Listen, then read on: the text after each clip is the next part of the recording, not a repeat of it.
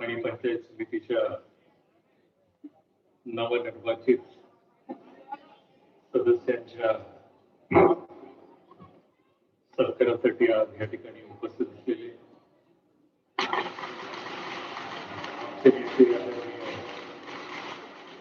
साहेब, या पूर्व भागाचे भाग्यविधाते आदरणीय सरकार, या जिल्ह्याचे एक धरणीचे खासदार आदरणीय विशालदादा, या व्यासपीठावरती उपस्थित असलेले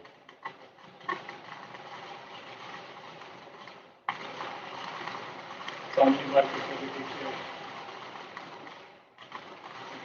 माजी उपसभापती कैलास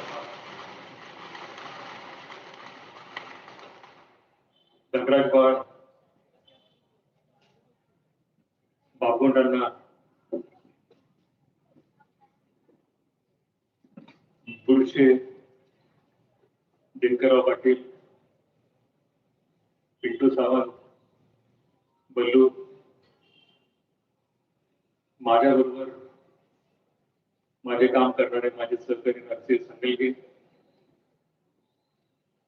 त्यांचे सर्व सहकारी, या इलेक्शन मध्ये ज्यांनी हिरिरीने काम केलं, त्यांनी विजयाप्रत घेऊन उच्चांकी मतदान ह्या म्हैसाळ गावामध्ये केलं, त्या माझ्या सौ मनोरमा शिंदे, परशुराम शिंदे, शालिवान दादा, सकल मराठीचे सर्व पदाधिकारी, म्हैसाळमधील प्रतिष्ठित नागरिक, या ठिकाणी उपस्थित असलेले नवनिर्वाचित सदस्य आणि उपस्थित बंधू, ही निवडणूक आम्ही विकासाच्या माध्यमातून आम्ही लढलो, कोणावरती टीका केली नाही, कोणाच्या प्रश्नाला आम्ही उत्तर देण्याचा प्रयत्न केला नाही. साहेबांना आम्ही एकच सांगितलं होतं की जिथं त्या ठिकाणी आपल्या राष्ट्रवादीचे उमेदवार निवडून येतील तिथं त्या ठिकाणी आपण उमेदवारी द्यावी. साहेबांकडे आग्रह करत असताना मी म्हैसाळचा आग्रह केला. साहेबांना, विशालदादांना, अजितराव सरकारांना मी सांगितलं की म्हैसाळ गट हा त्या ठिकाणी आम्हाला शरदचंद्र पवार तुतारी गटाला सोडा. तिघांनी त्या ठिकाणी आमचा मान सन्मान ठेवला म्हैसाळकर वासियांचा आणि जागा त्या ठिकाणी दिल्या. हे करत असताना विकासाचं एक मॉडेल आम्ही त्या ठिकाणी जनतेसमोर ठेवलं. टाकळी, बोलवड, मोठी आणि म्हैसाळमध्ये आम्ही चांगल्या पद्धतीने प्रचार केला. 80% समाजकारण, 20% राजकारण हा फॉर्म्युला त्या ठिकाणी आम्ही वापरला आणि लोकांनी भरभरून प्रतिसाद देऊन त्या ठिकाणी आपले राष्ट्रवादी शरदचंद्र पवार पक्षाच्या तिन्ही उमेदवारांना प्रचंड अशा बहुमताने निवडून दिले. आता आमच्यावरती खूप मोठी जबाबदारी त्या ठिकाणी येऊन पडलेली आहे. 14 सालापासून त्या ठिकाणी आमच्याकडे काही जिल्हा परिषद नव्हती, पंचायत समिती नव्हती, आमदारकी नाही. विशालदादा आताच त्या ठिकाणी खासदार झालेले आहेत. कार्यकर्त्यांची ससे वरपट त्या ठिकाणी व्हायची. कामांच्या बाबतीमध्ये आम्हाला अडचणी यायच्या. आम्ही सातत्याने त्या ठिकाणी इस्लामपूरला जाऊन आम्ही आमच्या अडीअडचणी समजून साहेबांना सांगत होतो.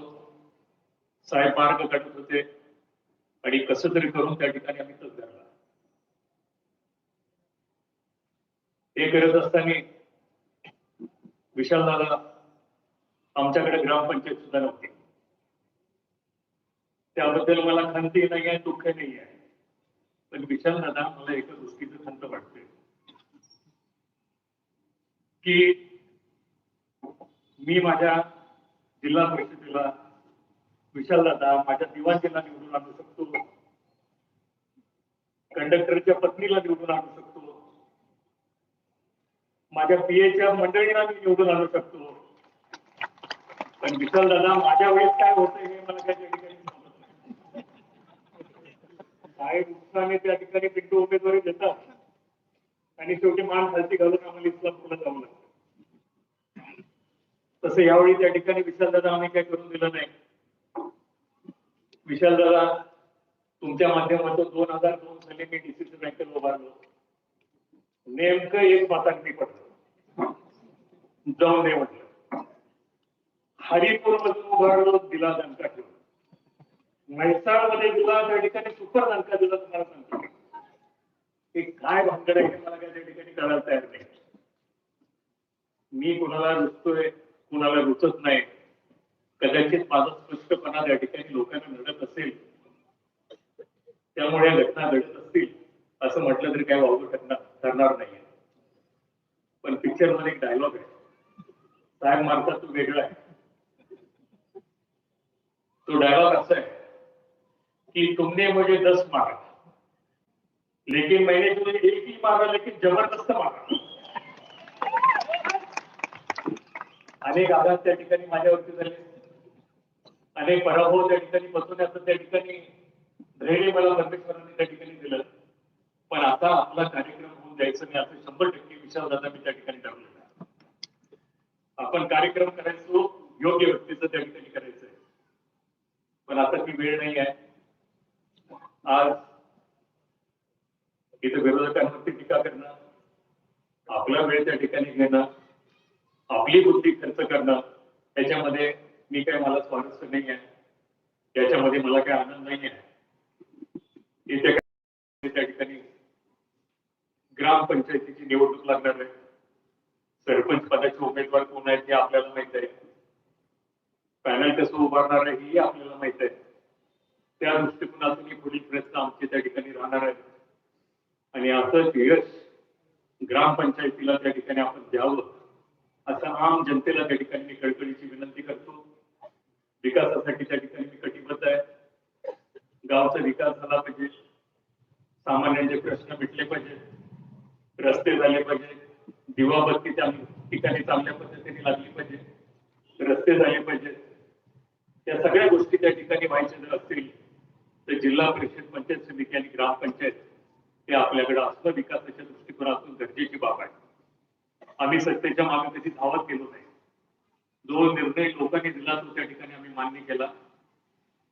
आम्ही सत्तेने आम्हाला उन्माद आला नाही आणि पराभवाने त्या ठिकाणी आम्ही कधी खचून गेलो नाही. तर आज बराच वेळ झालेला आहे. मी या नगरीमधल्या पूर्व भागातील जनतेला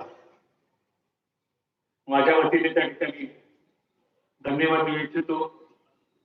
आता विशालदादा, सरकार आणि साहेबांचं आता काम आहे की जिल्हा परिषदेवरती त्या ठिकाणी आपला आघाडीचा झेंडा त्या ठिकाणी फडकला पाहिजे.